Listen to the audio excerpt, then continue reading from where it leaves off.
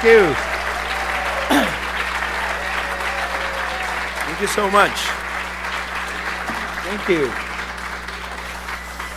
And now I'm going to leave you with a song en español, en mi idioma.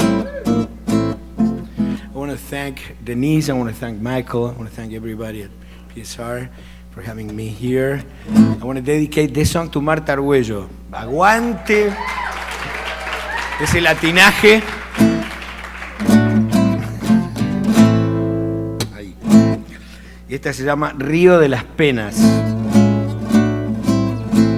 Not a polluted river, just the nice river, you know? It's a painful river.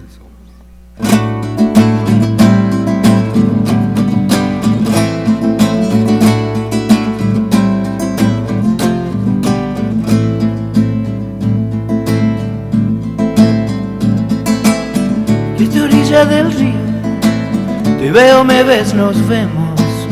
Mirada en mi mirada y el río siempre en el medio, y el río siempre en el medio.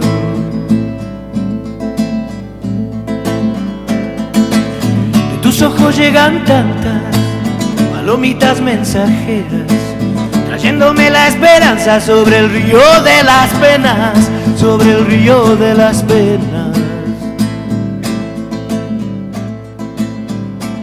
Y cuando el sol no seque las lágrimas de los ojos, nacerán dos nubes blancas de tu mejilla y mi rostro, que en un luminoso vuelo se unirán en el cielo, que en un luminoso vuelo se unirán en el cielo.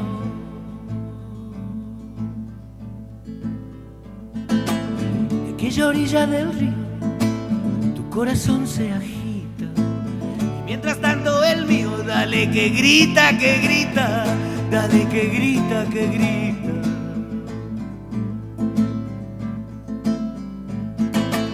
Florcita de la montaña, los labios quiero besarte. Y gracias a este río, nada más que mirarte, nada más que mirarte.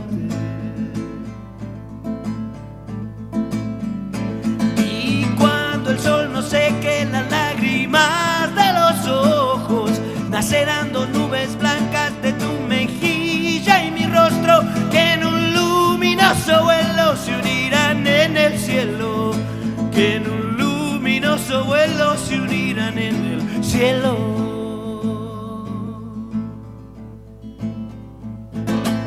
De tus ojos llegan tantas palomitas mensajeras, trayéndome la esperanza sobre el río de las penas, sobre el río de las penas, sobre el río de las penas, sobre el río de las penas, sobre el río de las penas, sobre el río de las penas, sobre el río de las penas, sobre el río de las penas.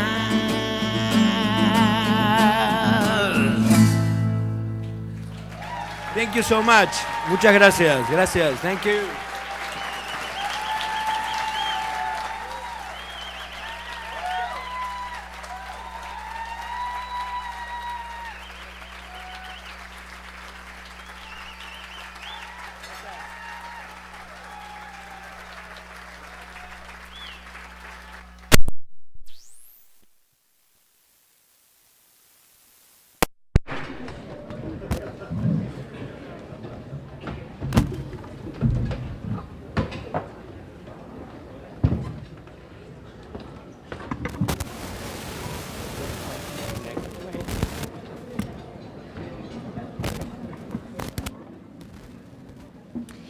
Wonderful. Thank you so much, Gustavo, for showing us, like Lawrence has as well, another medium for social change.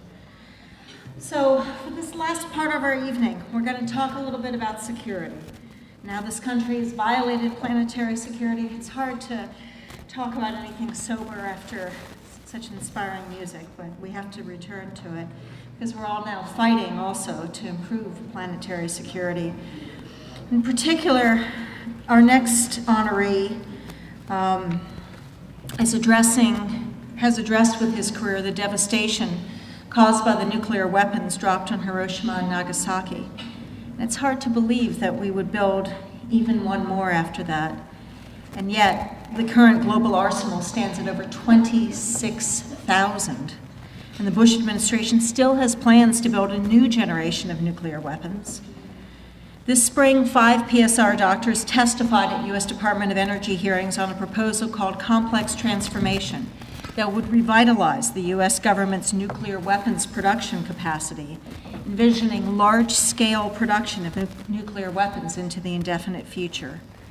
PSR opposed this plan on human health and environmental grounds, and PSR activists contributed to the more than 100,000 comments received by the Department of Energy on this plan, as well as repeated decisions by Congress to eliminate funding for nuclear weapons. It's an encouraging outcome. Well, our next honoree was a first-hand witness to the horrific health consequences of nuclear weapons. As one of the first American physicians to visit Nagasaki, his research on the effects of radiation on children has informed both his own and PSR's advocacy that such weapons never be used again. For his groundbreaking medical research, for his lifelong advocacy for peace, and for his enduring humility and compassion, PSR-LA is proud to honor Dr. James Yamazaki with our 2008 Socially Responsible Medicine Award. And to present him with the award is another legendary figure in medicine and medical education. Dr. Carmine Clemente has taught nearly every UCLA medical student since the school first opened in 1952. He's the author of one of my favorites as a medical student, Clemente's Anatomy, a Regional Atlas of the Human Body, a seminal textbook used throughout the country, and is widely recognized for editing the 30th edition of Gray's Anatomy. Please welcome Dr. Carmine Clemente to present our next award.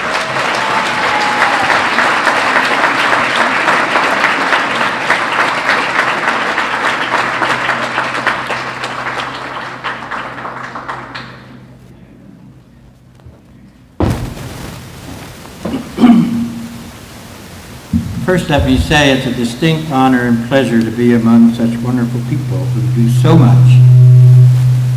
so much for medicine,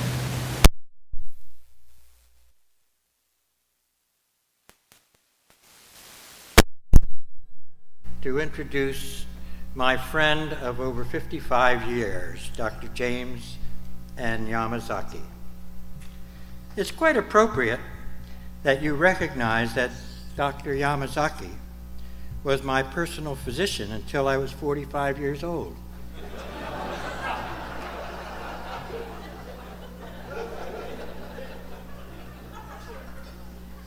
Now, as you know, Dr. Yamazaki is a pediatrician. Why then would I remain his patient nearly to the time I would have required a geriatric doctor? I could give you many reasons, but I wish to emphasize the nature of Dr. Yamazaki's personality, his depth of medical knowledge, and his thoughtfulness on the many times we discussed a medical or scientific issue. Jim always had few words to say, but every one he uttered was directly to the point of what was being discussed, and he was always right on. Dr. Yamazaki's kindness and appreciation of the difficulties that people experience in trying to get through life is illustrated by a conversation we had shortly after he and Aki had returned from a trip to Europe. While in Paris one day, Jim needed some French francs.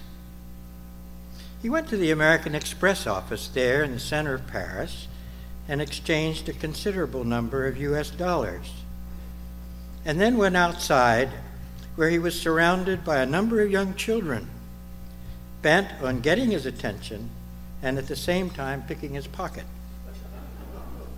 Upon his return to Los Angeles, we visited, and I asked him about his European trip.